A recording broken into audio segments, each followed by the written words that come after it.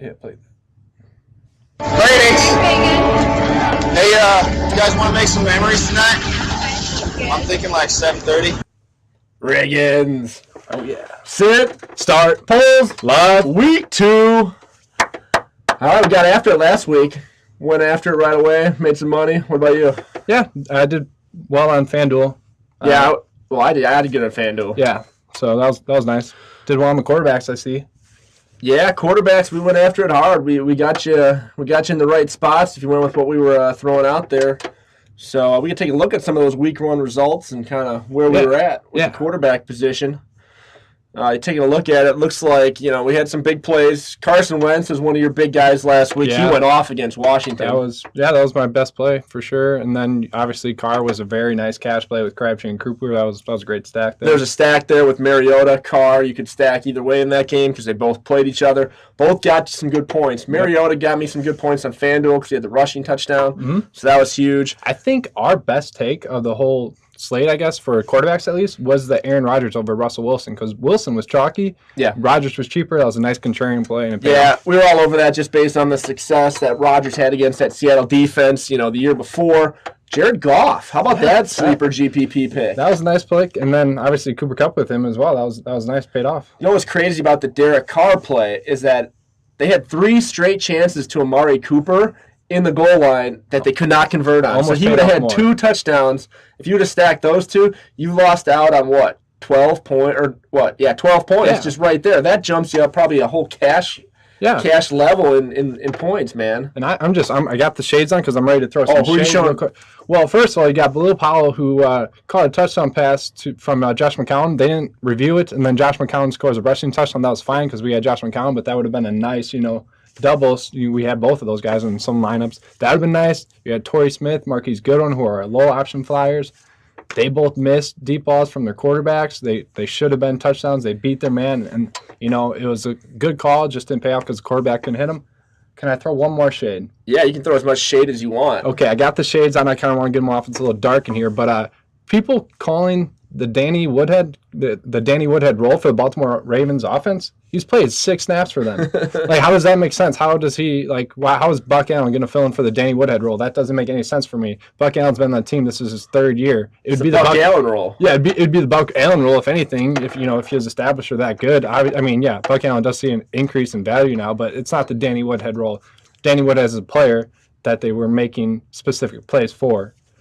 Dude, I'm going to throw some major shade at you need them? I can put them on. Let's get those on there. At the top running back picks, man. Oh, yeah, that was bad. David Johnson, injured, didn't get you nothing. Which really sucked, though, because he catches the ball on the 3-yard line, 2 plays there. Corwin Williams scores a touchdown. That would have been his touchdown, and you'd have been fine.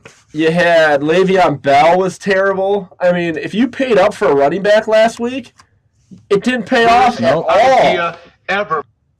Yeah, it was the worst idea ever, man. It just didn't work out. It was crazy. Even the chalky guy, McCoy, he had a touchdown vultured away from him from Mike Tolbert. So I'm throwing shade at all the top running backs last week. It was awful. McCoy, that's going to happen to him more so. You think so? Tolbert's going to vulture? Yep. Can I throw shade at McCoy? Sure. McCoy's already injured. He's already on the injury report. That's not a surprise right there. And so is Danny Amendola. I mean, you saw how good he did last week. 10 catches. Or was it 100 receiving yards? Sorry. So throwing shade at those 2 guys if you drafted them or spent a lot of waiver wire on them. They're probably a little overvalued. All right. Dave, don't hit the mic. All right, I'm going to throw one more shade. Oh, sorry. And I'm going to throw shade at Seattle's offensive line. You guys were horrible. Yeah. They could not protect Russell Wilson. They could not create any run lanes for Eddie Lacy or Chris Carson. They were horrible. They need to get better, else it might be a long year up in Seattle for that offense. I got to do one more now. All right. One more. Sorry. One more. All right, then we're out. Can you name some of the quarterbacks that played bad last week? Carson Palmer. Yeah, there was more. Andy Dalton looked bad. Those guys are going to be guys that are going to pay off for you eventually, but they looked bad. Even Tom Savage. Tom Savage was bad. Tolzien was bad, predictably, but the Eagles, they didn't look too good on. I mean, they did look good on Carson Wentz has moments. Kirk Cousins didn't look good. I mean, he should have connected on a couple deep balls. So I'm throwing shade at those guys. They need to step it up. All right, well, let's get to some guys that hopefully can step up in week 2. Let's jump right into the quarterbacks. Who do you like on this slate for quarterbacks this week? So for this slate, I really think the option is to pay up. You got you got the games to stack here with Green Bay, Atlanta, and then obviously New England against New Orleans. I mean, those are going to be highest scoring games. They're probably going to outscore all the other games by at least, a touchdown each. So I like that. So obviously you got to go Brady, Rodgers. I want to go Breeze, but when you get savings by going Rodgers, so I like that. And Brady and Rodgers are the 2 top quarterbacks in the league. So speaking of Brady, you saw what Sam Bradford did against New Orleans' defense. Yeah, he gashed them. They look good. 28 points for Bradford last week. I can see Brady doing the same thing. Yeah, you would think so. I mean, if Bradford can, put a knife through the New Orleans defense, I would think Brady could. A couple guys not on that list that are kind of more towards the top of the pay scale. Jameis Winston going against the Bears. The reason I say that, Winston, he had the most air yards per attempt last season. The Bears gave up the most big plays in the pass game last year, and I don't think they fixed it at all, as evidenced by that 80-yard touchdown pass to Austin Hooper last week against Atlanta. Yeah. So, I mean, it could be a big game for Jameis Winston, Deshaun Jackson, and Mike Evans throwing the vertical ball. And then going back to that stack you talked about with Rodgers, going against that, on the other side of the ball, Matt Ryan, in slot completion percentage, he leads the NFL, 73% of his passes since the beginning of last year. Okay. Green Bay slot defender Quinn Rollins, awful last week. And Seattle couldn't take advantage of it based upon pressure, but he was bad. So that could be the place to go. Ryan and the slot receiver in Atlanta. You could go, Gabriel or Sanu. Okay, yeah. I kind of like those on the cheap end as well. Going to Carson Palmer, we're going to go back to that. He was horrible last week. Oh, so bad. So this could be a nice tournament play against the defense he should carve up. You saw what Jared Goff did against them last week. He put up 19.4 DK points against them last week. So you would think that Carson Palmer, even if he's like at the end of his career, he still might be just as good as Jared Goff is right now. And they might have to throw the football because who knows what they're going to get out of the running game with no David Johnson this week. Yeah, it's hard to predict. So I like Fitzgerald and John Brown with that as well. Jared Goff, going off of him, he did have 19.4 points last week. He looked good, and that offense really couldn't run the ball that well. Todd Gurley averaged 2 yards a carry. So I do kind of like Jared Goff if they have to throw a little bit more. Yeah, going against Washington's defense, Carson Wentz. Yeah. Killed him last week. So we'll see what happens with Jared Goff, see if he gets any more comfortable in that new offense. 2 guys I just want to touch on real quick. Derek Carr, he's going to be at 7,200. That's a little cheap. It's just a nice little contrarian play against those 2 games that you want to stack. And then Phillip Rivers, he's kind of got a nice matchup. Dave touched on this a little bit with some of the games. They're going to be... Who's Chicago playing against? Sorry. Chicago is playing against Tampa Bay. Yeah, so Tampa Bay and Miami, those, they both didn't play week 1. I think that those teams could come out a little bit sluggish, coming off of a really long week. Of a bye. And you got all that stuff going on in your personal life. So I think those teams could be a little sluggish. Maybe, players against them in that game would be a nice option for you. Yeah, pretty interesting to see if Tampa Bay and Miami come out hot or if they come out kind of slow. Yeah, Miami and Tampa. Yeah, so that'll be interesting to see there. Yeah, it'd be very, very interesting to see if they can, actually get out of the gates. It's weird having 2 teams have a week 1 bye, but because of the hurricane, they had to deal with it. So. I kind of looked at it as them coming back from like a London game, and they're normally sluggish when they come back from teams are normally sluggish when they come back from London. Yeah, typically. I mean, it's definitely got to be a weird week for them. Yep. Another guy I just want to touch on briefly is just Marcus Mariota. Jacksonville solid in the pass game last week against the Texans. They weren't really tested, though, but yeah. But Jalen Ramsey did not practice today, on Thursday, so he may miss. And A.J. Boye, he's out 2nd straight day with illness. So Jacksonville's top 2 corners could be on the shelf for Sunday's game. If those 2 guys are out, I would target Mariota. I think they could definitely have a nice day against Jacksonville in the passing game. And let's be honest, Mariota has better options than Tom Savage does overall in the offense. So. Oh yeah, I mean that'd be a big, huge play. If Ramsey can't go, Rashard Matthews could be huge for the Titans, and Delaney Walker as always in the middle of the field. We predicted that he would stick to the players that were on the team last year more so for the targets. But Corey Davis saw a lot of targets. That was surprising. Let's jump into running backs. Yeah. What do you like week 2 running backs? So I do like Zeke a lot this week. He did pretty well last week for you. He was kind of a nice option for you. But he's going against that Denver D that didn't look too great. I think Zeke would be a nice little tournament option for you because people see Denver D and they tend to stay away. Well, the next guy on the list had a pretty good day against Denver. Yeah, Melvin Gordon. I think he's going to be a really nice tournament and cash play. He's probably I'm going to have him in a lot of lineups. Miami defense did not look good at the end of the year last year. They were in the bottom 3 for run yards given up at the end of the year the last 4 weeks. Here's the only advantage that those guys may have had. All the coaches had an extra week of film. That's very true. So they got to see what, LA like to do. They got to watch the game. LA has no tape on Miami. They don't know what fronts they're going to run. That's true. So that may be where the advantage is for Tampa Bay. And Miami is on the defensive side of the ball because they got tape on the offenses they're facing. That's a good point. And these other teams don't have any tape on them outside of preseason, which is pretty vanilla. Yeah, that's a good point. I don't think Miami's defense will be that good. It's definitely something we don't know, though. We don't know that yet. Right. So they did give up a lot of points in preseason, so that's kind of maybe a predictor. You saw with New England, they gave up a lot of points in preseason that carried over to the regular season. Well, maybe this will be a run battle. If Miami, doesn't like their defense, maybe they're going to try to hold on to the football, control the clock with Ajayi. That's what I think will be going against the Chargers that gave up 130 yards rushing, and with no TV, but Trevor Siemian did have a rushing TD, so if you add that in there, their rank right now on DK doesn't look as good as it is right now. Right now they're like 6th and it's in red, so it looks like you kind of want to stay away from it. Ajayi is a guy that they're going to want to get going, I believe. So those top 3 guys are more bell cow backs. Who are some guys that, maybe aren't the top shelf guys, but guys that can definitely get you some big time points? Can you tell me why?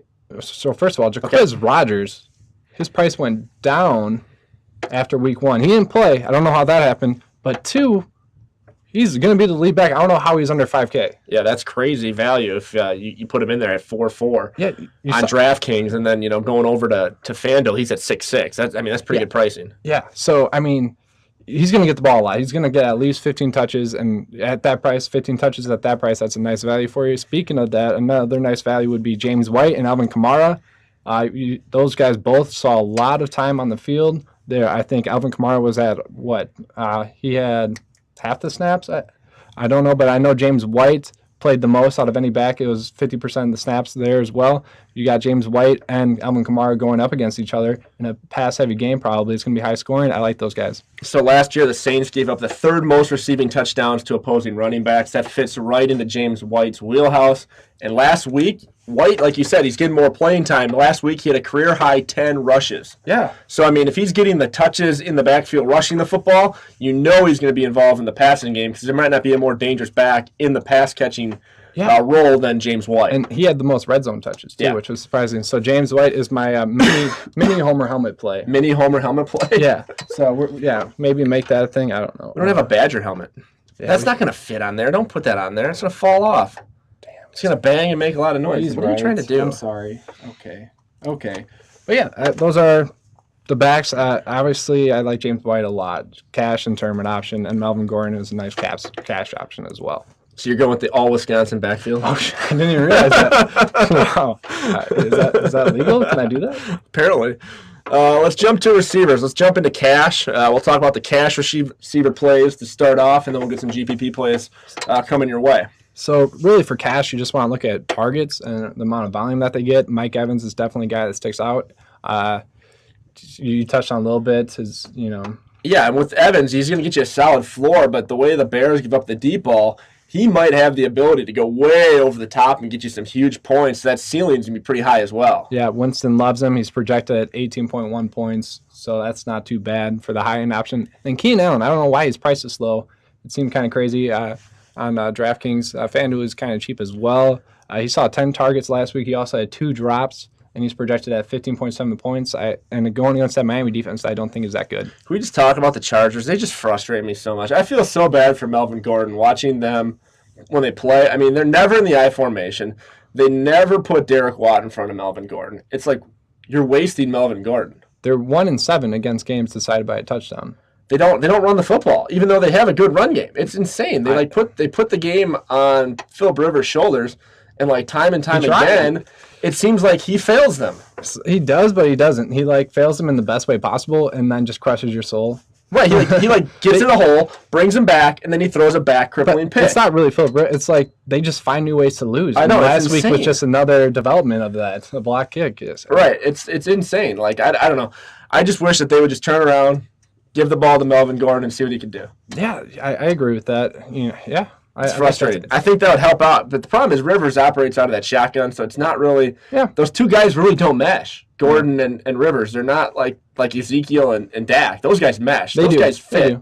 But these guys don't. So speaking of teams that should have run it more, just bringing it up, the New York Giants, I don't know what we watched on Monday night, but they should have kept running the ball. They're getting 2-3 yards or 3 to 4 yards of carry. All the running backs were falling forward. They didn't look great. But Eli Manning looked worse. Yeah. So, all right, back to cash plays, receivers. We talked about Mike Evans. We talked about Keenan Allen. Who else is on your board? Larry Fitzgerald going against the Colts. I don't know if I have to say any more. He's in nice savings. Larry Fitzgerald is nice savings from the top options. He's projected to have 17.3 points. And that's just a nice, strong cash play. I like Keenan Allen and Larry Fitzgerald the most for my cash play. You're saving a little bit there so you can pay up a little bit more maybe for those quarterbacks. And then Jermaine Kearse. The Jets threw the ball 39 times, and he saw the most targets on that whole team. I think he's the biggest benefactor. The Jets throwing the football 39 pass attempts for the Jets. That's just crazy to me. I didn't. There will be a week where Josh McCown just goes off. And honestly, this could be it. Oakland's not, you're going to play Oakland on defense, but then again, you could see Josh McCown doing decent. There will be a week where he makes somebody a lot of money. Oh, yeah, there will be. Some other receivers to just touch on. John Brown could be out. Yeah. If he's out, maybe a GPP option, J.J. Nelson at 3,800. John Brown saw a lot of targets. I think it was 9.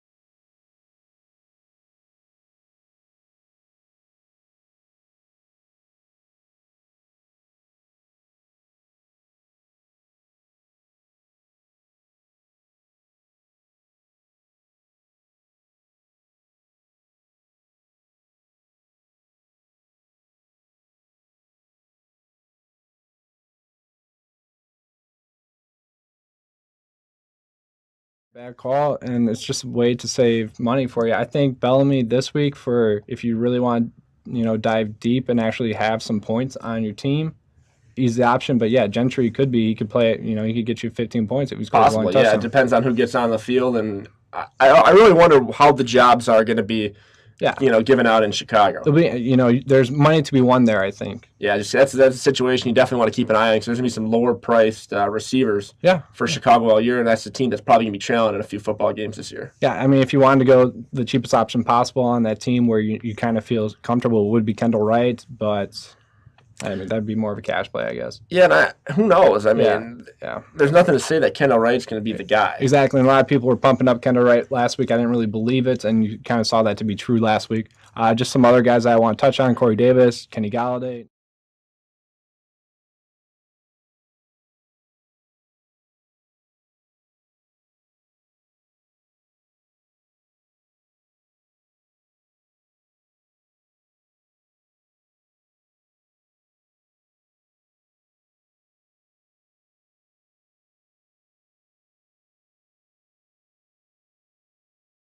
Implementing the slot players. So that's why I like Aghlor, because he could be a nice slot play going against that New England Patriots defense. All right, tight ends. We kind of mopped up on tight ends last week, too. Yeah, tight ends and quarterbacks really did well. And Dave had a nice little call with Jared Cook. He scored 10 points for you last week. He was a pretty cheap option. And this week he's going against the Jets. And the Jets gave up 15 points to Charles Clay last week. And so Jared Cook is a nice kind of GPP play for people that are going to be going towards Charles Clay. I think Charles Clay is Mr. Underrated. We'll see if especially this year. I was reading somewhere that he is available in 80% of ESPN fantasy leagues. How is that? 80%. He's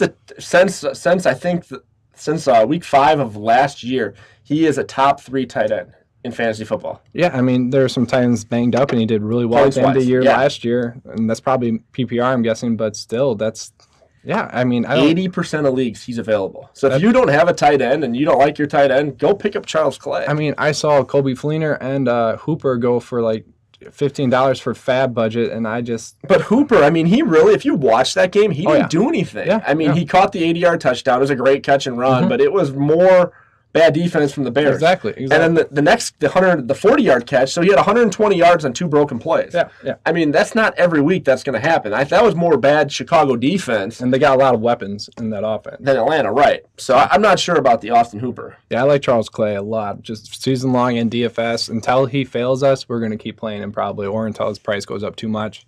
Rob Gronkowski against the New Orleans Saints. Kyle Rudolph scored a touchdown. Other than that, Kyle Rudolph was kind of silent. But they didn't really target him either. Yeah. They were really working Diggs and Thielen in that game. Which was the smart move here, but Gronk's the best player on that team. Sorry, Brady.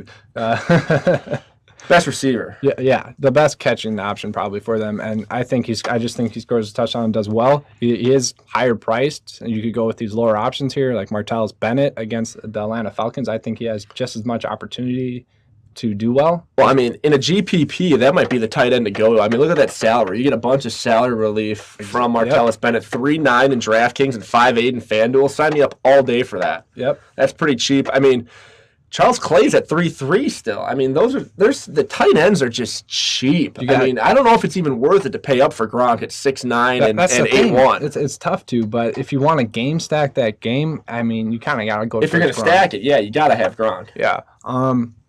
2 cheap options. You got Zach Miller there going against Tampa Bay. Who are they going to throw it to? It's got to be Zach Miller, I believe. Yeah, I mean, like we said, I think Chicago might be one of those wheel teams where you just spin the wheel and throw a dart at it each week, and he's the one that's going to come out. He's the one that you can actually predict. I think the most out of all the players. Maybe not Jordan Howard, but he's got a floor of 3-50. Yeah, probably.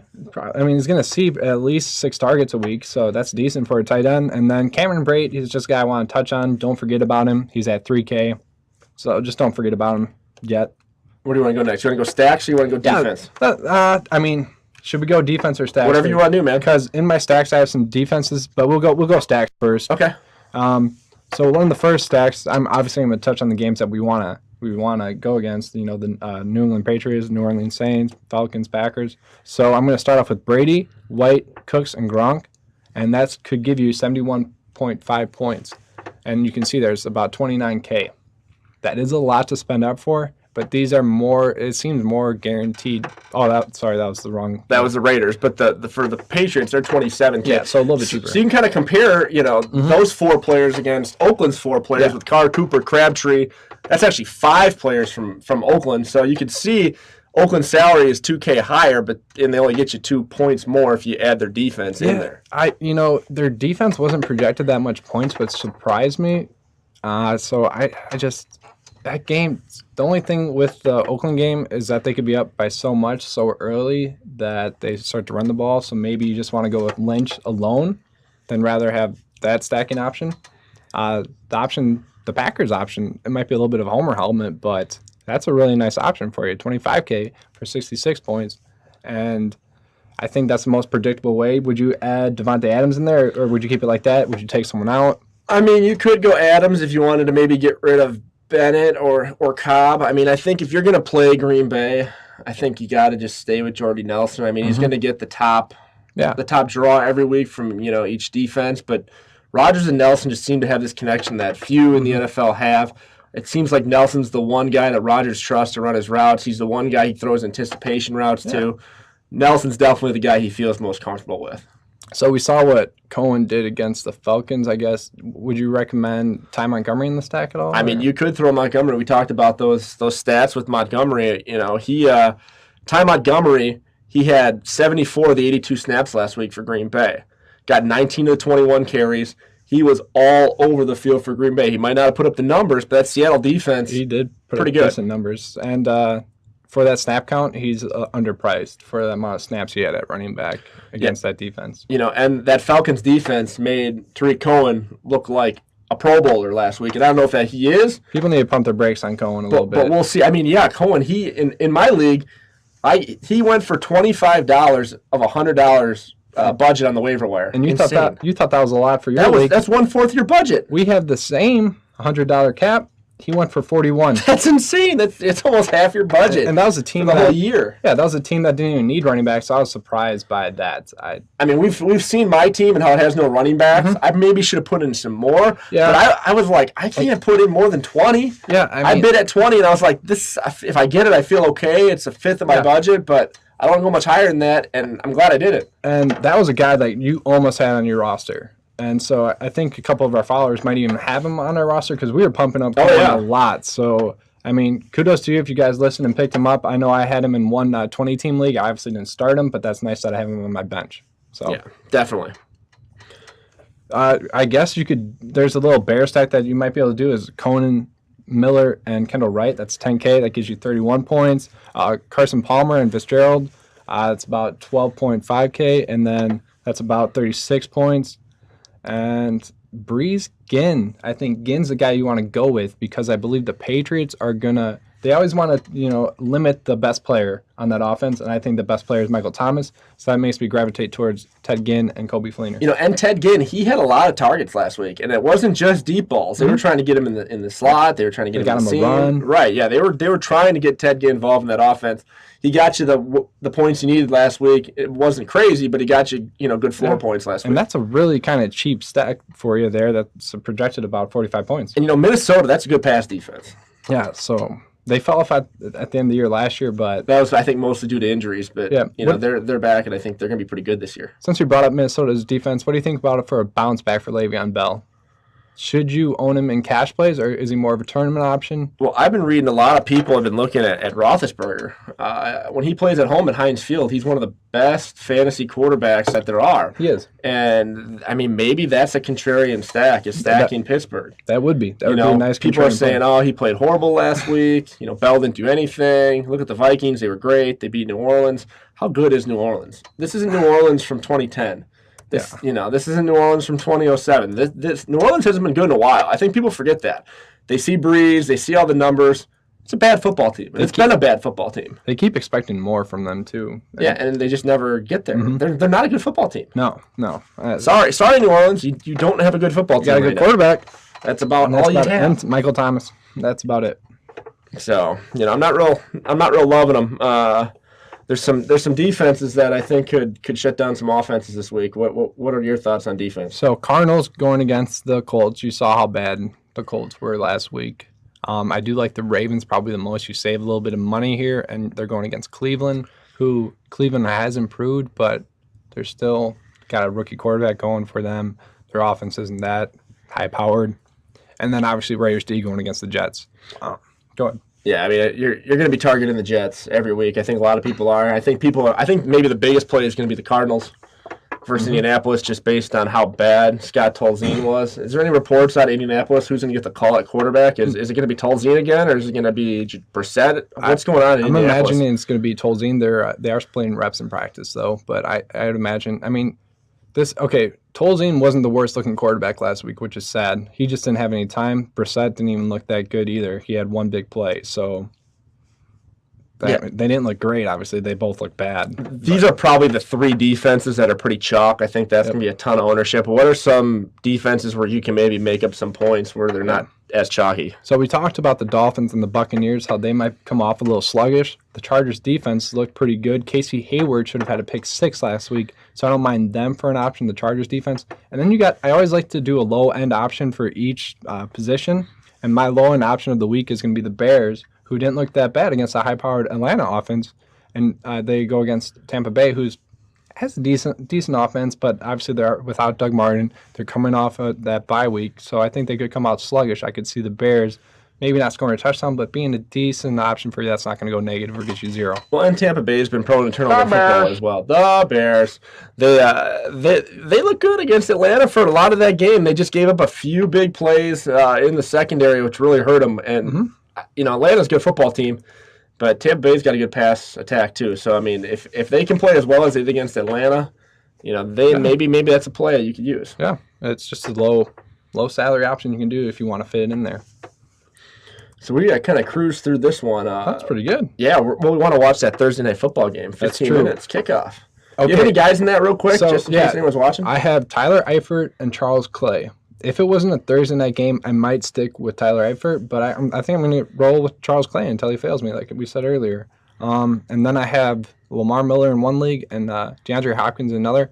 And I'll tell you what, I was so happy to see Deshaun Watson get the start because that offense just spread open a little bit more. And speaking of Miller, if you are playing the Thursday night slate, I like him for a tournament and cash play. I do like Hopkins as well for a nice little cash play. He's going to see a lot of targets. Those 3 tight ends, they got concussions for the Houston Texans. So, I mean, Miller and Hopkins should both see a lot of targets. Yeah, and I would expect that Texans run game to kind of get going. Right. They were not very good last week, but they're maybe better a little than that. QB options and you saw a little bit of that look, from Houston with Watson. Yeah, you see it all the time with these rookie quarterbacks that come in and can run a little bit. It does open up the run game. So I think with Tom Savage, he was hurting Miller, and I think Deshaun Watson helps Miller. Let's talk quick about Survivor. You still survive it in your Survivor? Yeah. So you talked me off the Jets last week, and I actually just flipped it to the Bills because they're at home. Yeah, and that was good. You stayed alive. Yeah, so that was nice. What about you? My strategies. I'm just trying to outlast everyone. Mm-hmm. They're obviously it's Survivor pool. That's the name of the game. Yep. But you don't, like we were talking about last week. You don't need to pick the best teams. It's just the best matchup. I mean, you want to get locks. If you waste teams early, it doesn't matter. Like, just pick the games you know are going to win. Yeah. Last week, Atlanta versus Chicago. Atlanta was the better team. Yeah. 9.5 out of 10 times, Atlanta's going to beat Chicago this year, even at Soldier Field. That was the best punch I think Chicago could have threw at Atlanta, and Atlanta survived because you had the better team. You're still in the pool. You lost Atlanta. But you're still in. This week I'm kind of going with the same strategy. I'm going against the Jets. I'm taking Oakland. Yeah, that's a smart play. I mean, yeah. High spread, I think it was like 14.5. Yeah. I'm just going to keep stacking the best teams that have the best matchups against the weakest teams, and we'll see how far that gets me. You can always, like we talked about, go back to a Buffalo Jets if you get there later on in the year. Yeah. There's going to be some – the whole NFL changes dynamics as the season goes on. So teams that are dominant now, get them in, use them up. Because they might not be dominant in 8 weeks if there's injuries. So don't save teams. Use them. Get them. Use them. Get wins. Get going. What about, you think the Ravens over Cleveland? Would that be your next favorite? I mean, I think a lot of people are gonna go there. Okay. Same with Oakland though. But I mean, I'm gonna have for to eliminator challenge, it doesn't really matter too much. But or Survivor. Survivor, you just got that one and done. Eliminator's different. Yeah, Survivor, you really have to pick the right thing, or you're in trouble. I mean, a lot of people are going to pick Arizona. Yeah. At Indianapolis, but Arizona didn't look good. I don't think that's a strong play for me. And it's a road game. Yeah. So I mean, maybe stay away from that. Maybe Kansas City against Philadelphia at home. Maybe, I don't know. I don't feel great about that. I'd maybe even go back to, you're kind of worried about Tampa Bay. The line's 7. Maybe Tampa Bay over Chicago. Maybe. Just kind of looking at some things that people might throw out.